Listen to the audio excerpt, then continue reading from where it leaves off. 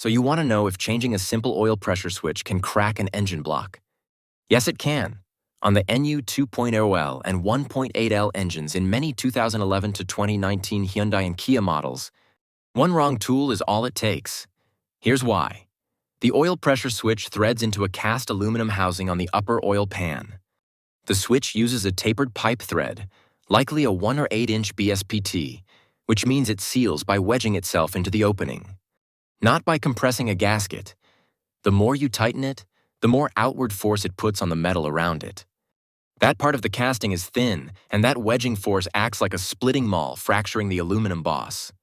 You'll know you've made the mistake immediately. When the engine starts, you won't see a drip. You'll see a steady stream of oil pouring out under full pressure. And there is no simple fix. You can't reliably weld it. Cast aluminum is porous, and years of use have soaked it with oil. When you apply a TIG welder's heat, that oil boils out, contaminating the weld and leaving pinhole leaks that always return. Epoxy repairs like JB Weld will also fail. The constant heat cycles and vibration will break the bond. So here's the only way to do it right.